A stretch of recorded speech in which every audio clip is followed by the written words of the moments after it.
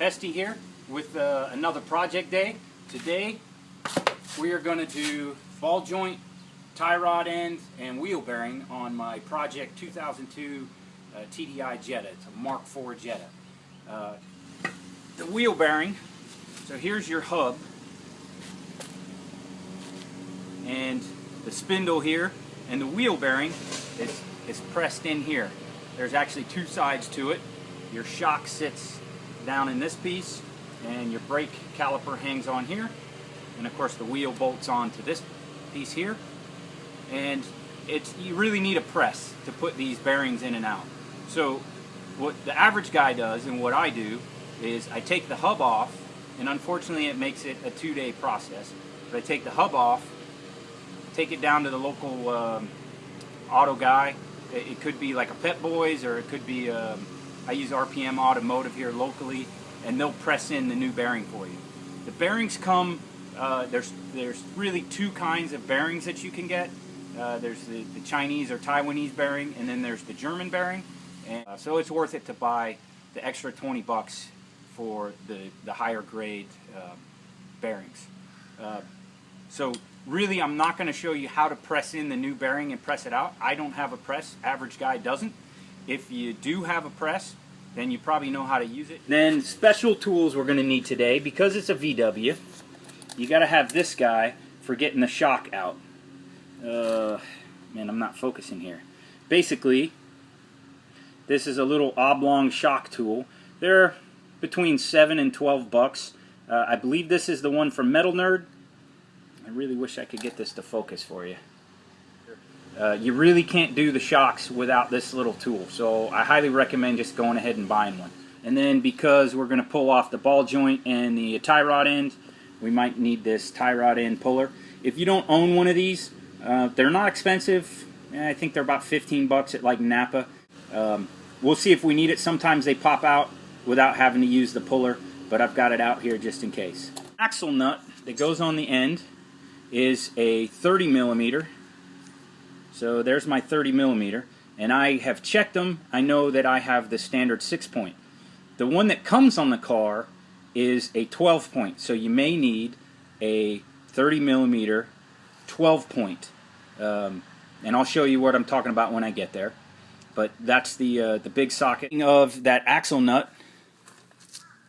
Gonna need a new one, because again, that's one of those one-time use items. So that's the nut that I'm going to take off that holds the hub onto the CV joint axle, and I'm going to have to replace it with a new one. So I already have my new one here. Now that we got the lug nuts broken loose, we're going to break loose this this big nut.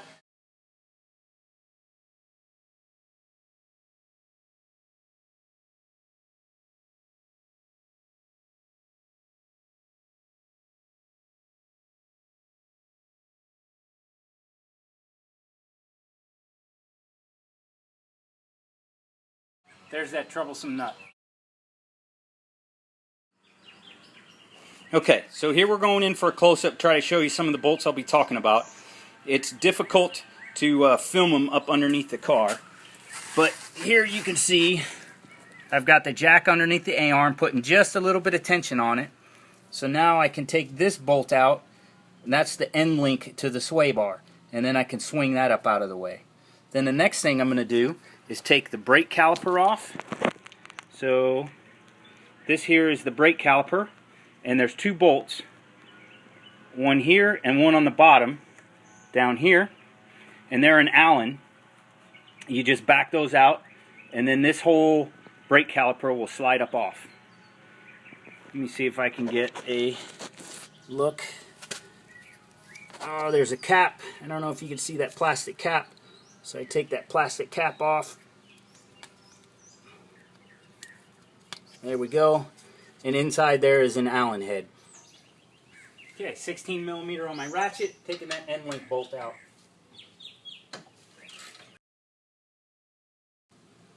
Okay, so there's my 7 millimeter Allen key.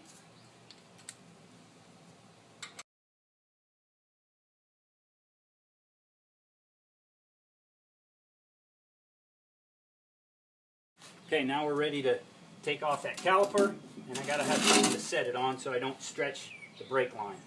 Sometimes you have to tap them a little bit to get them to come out. You basically tip the top out and then lift it up a little bit. Take this brake disc off. There's one single countersunk screw here.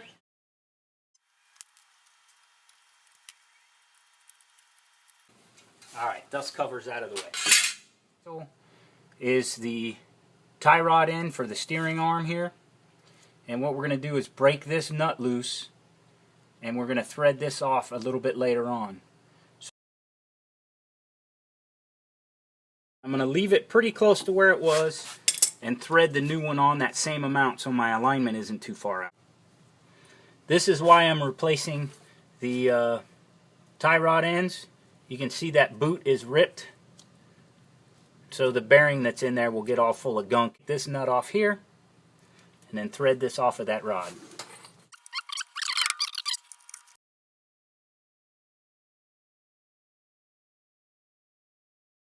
Often we got lucky that it came loose. This is sometimes where you either have to tap it a little bit, use a pickle fork to drive in here to pop it out, or use this press to drive it up out.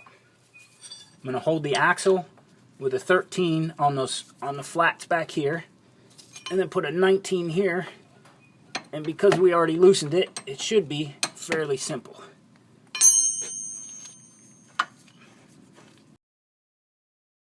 Trying to keep that nut in the same place so we can get the alignment pretty close when we put it back together. Okay, so now I've got the 3 bolts underneath to take the ball joint off of that lower A-arm. And it's getting kind of tough for me to try to film, so I'm going to try to do this here. So we're looking at the bottom here of the ball joint, and those are the 3 13 millimeters that I got to take off next. So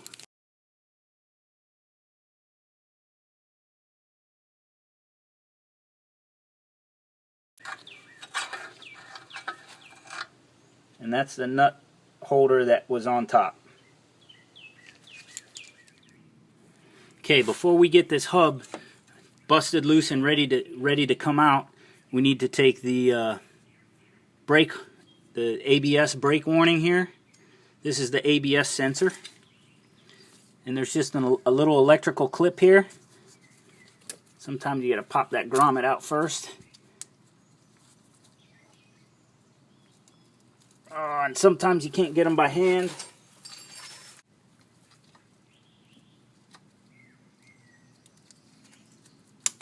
There we go. So that comes off. Take that out of the way. Okay, so now I'm going to get the shock up out of the hub. This is one of the hardest things to show you here on the video, but there's a single bolt here.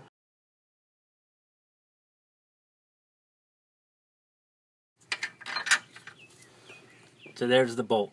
Next step is to take that special tool, stick it in this slot. I don't know if you can see here. You gotta stick it in that slot right here, because this tab here extends past this bolt hole all the way down. So if you try to use it up here, it isn't going to work. You got to use it in this lower little notch right here. Sometimes you can get away with using a 3/8 to 1/4 inch socket adapter. Same principle. Stick it in the slot there and then rotate it about 45 degrees to spread this open. But I'm going to use a special tool since I have it open. Ooh, just a little further. Right about there. And now I can take the socket off. And now, I don't know if you can see from me wiggling it, but the shock, there we go. The shock is now loose in that stud. I'm sorry, the strut is now loose from the hub. Next step is to try to pull this axle out of the hub. Sometimes this is pretty tricky, sometimes they just come right out. Sometimes you can tap it a little bit here, and the worst case scenario, you end up using a gear puller that threads into where the wheel bolts go, the lug bolts, and then a pin pushes into the axle to push it in. Sometimes you can tap on it a little bit, but you want to be careful not to bugger up any threads.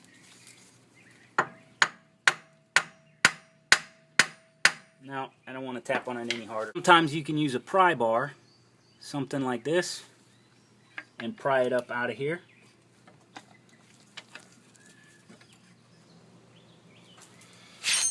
Okay, sometimes this drive axle is a little bit problematic, like this one's being. So I shot a little bit of PB Blaster up into those splines and let it sit for a few minutes. I had tried the pry bar. Be careful not to bugger up the rubber boot back here. If you're pry barring, I tried pry barring a little bit. I was afraid I was going to get that rubber boot.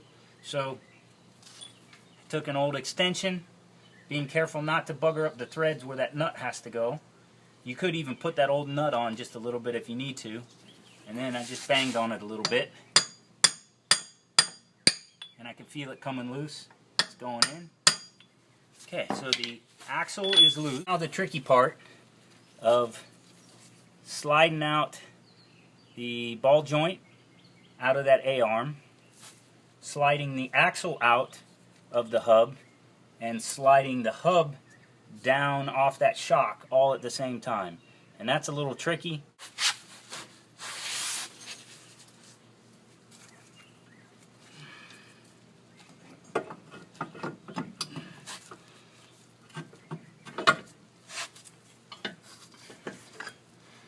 And there's the wheel bearing that needs replaced.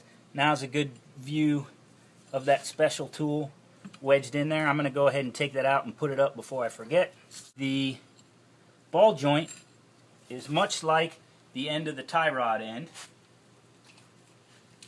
Here's the new one.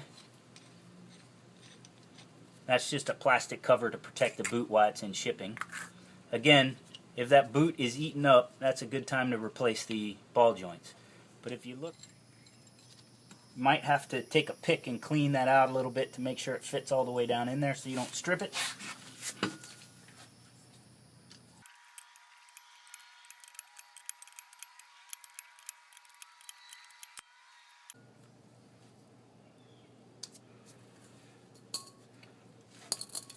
Put a shot of PB Blaster in there. Okay, so now I need to drive this out. Since I'm not reusing it, I'm just going to use a hammer and tap on it here and pop it out. Again, sometimes you have to use a puller.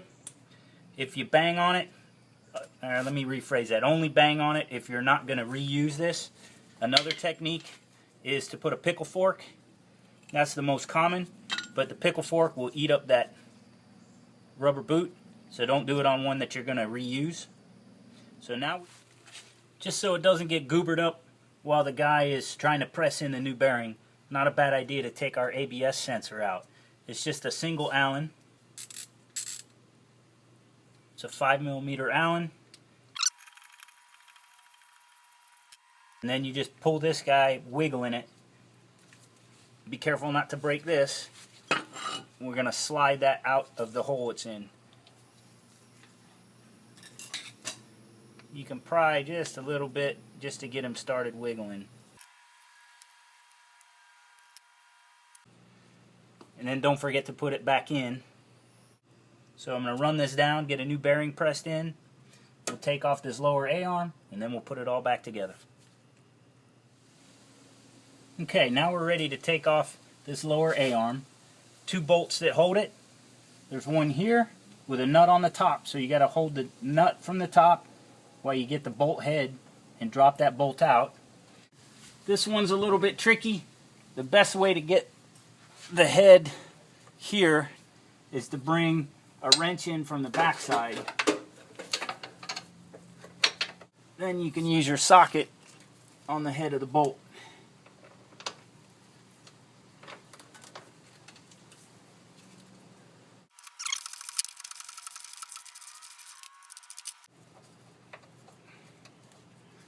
Okay, so there's the nut and bolt. Here we are looking at the front of the A-arm. Here's where we took the bolt out of the sway bar end link. So there's that bolt, 18mm bolt that we got to take out of the A-arm.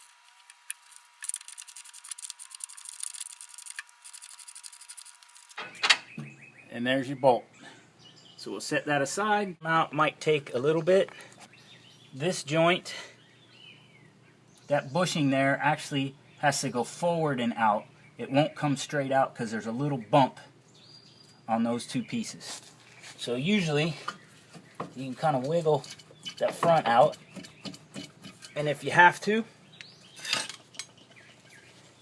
you can use your old trusty pry bar and put it in behind it and pry it out a little bit.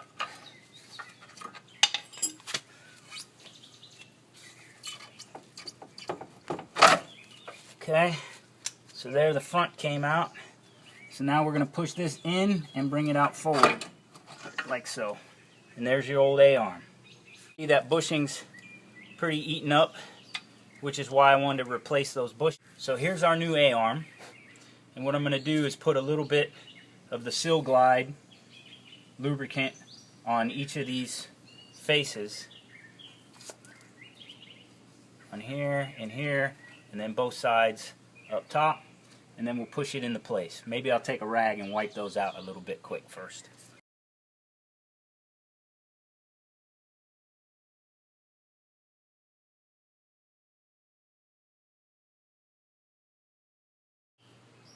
Okay, once we get it put in, then we'll wipe off the excess with a rag just so it doesn't trap sand and grit from the road.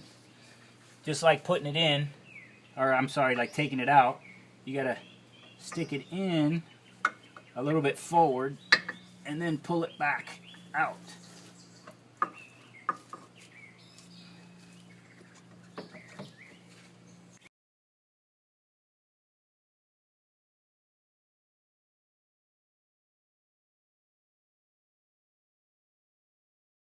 Now I'm going to put this bolt in, finger tight, and then we'll torque it here in a little bit.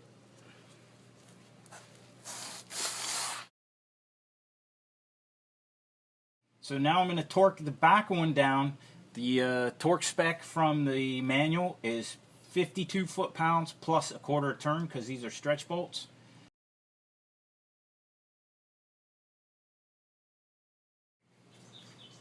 Okay, through the magic of video, I'm back with my hub with the new wheel bearing pressed in. I've put my ABS sensor back on. So now I'm going to put the new ball joint into the bottom of the hub.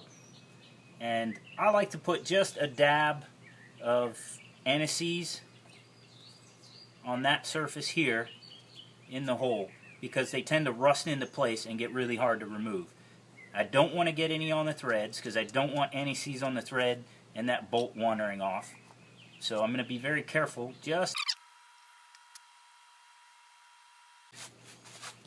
Okay, since that's a nylock nut, I don't need to put any thread dressing on, any Loctite. So now I'm just going to put that sucker on and start the nut. And remember that these ball joints do come in a left and right. So make sure you're putting the correct one on.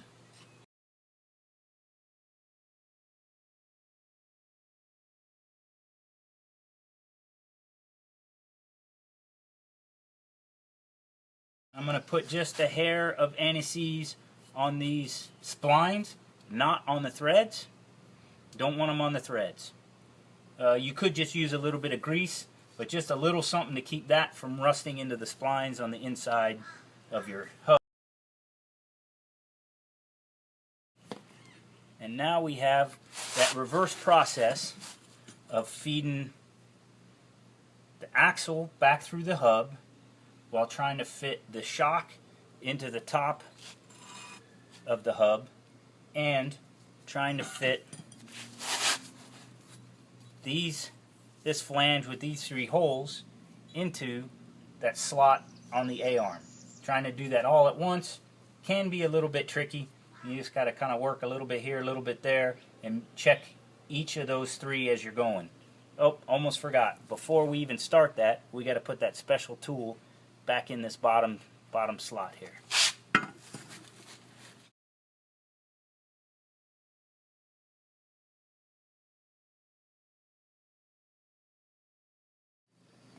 Okay, there's the shock bolt through, just finger tight for right now. Make sure the axle's feeding through okay.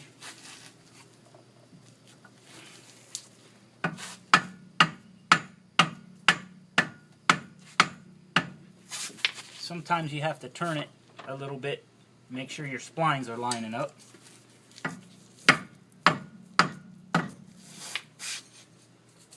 And then you can put your big nut on there.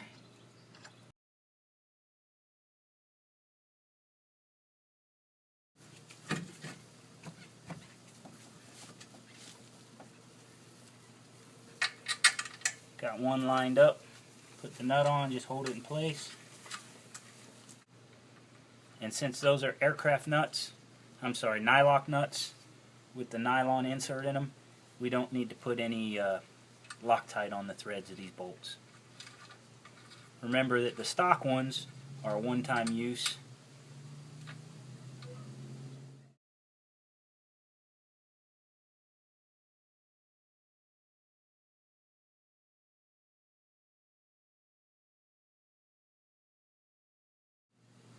Now we're going to go ahead and torque down that shock bolt, 44 foot-pounds. Okay. So now we're going to put the tie rod end on. I'm going to put a little bit of anti-seize on here since there's a lock nut, just because that always rusts up, and put just a drop of anti-seize in the hole there.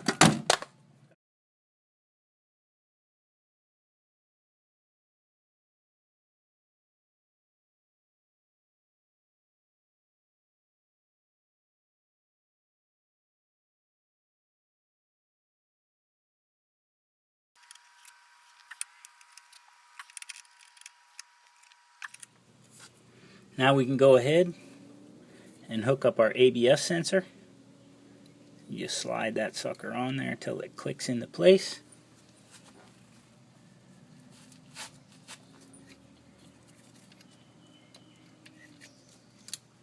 Like so. And then put the grommet back in on the shock, or the strut rather. Just like we did to take the end link out, we're going to compress the shock a little bit by putting the jack up under here, and then we'll get this bolt back into the end link on the sway bar. And while we have the shock compressed a little bit, then I can torque that front bolt back here on the A-arm, which I forgot to mention, some people will call control arm.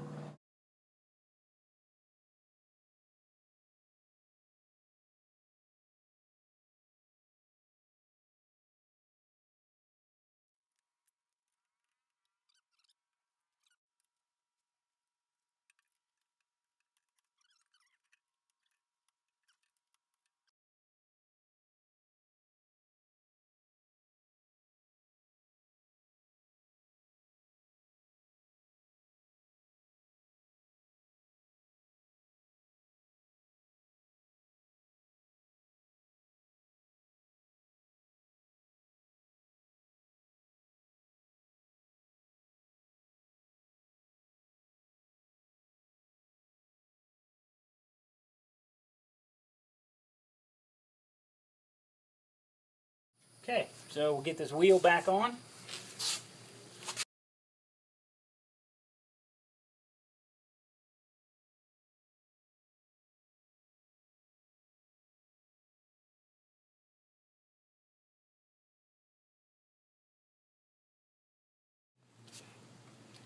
Torque wrench, gonna set this to 184. I'm sorry, 187.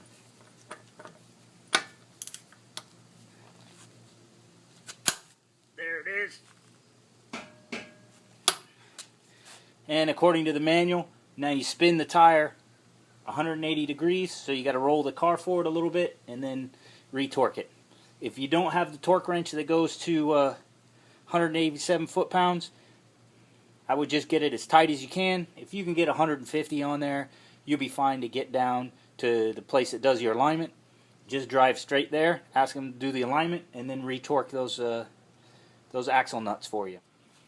There you have it. It's all back together. not too bad of a project. If you have suggestions or another way to do it or a question, go ahead, please put it in the comments to help out the next guy that watches the video. Disclaimer here, I'm not a super professional, I'm not out making a buck, just having fun working on the old VWs. So there are other techniques to do some of this stuff. Do it to your own car at your own risk. Make sure you follow the torque specs, and don't forget, once you do this, you need to go down and get in alignment so you don't wear out your tires. Your car will handle different, and you got to get those nuts retorqued if you didn't get those, if you couldn't torque those up yourself. And that's really important because you don't want to lose a wheel. Again, thanks for watching. Have a good day.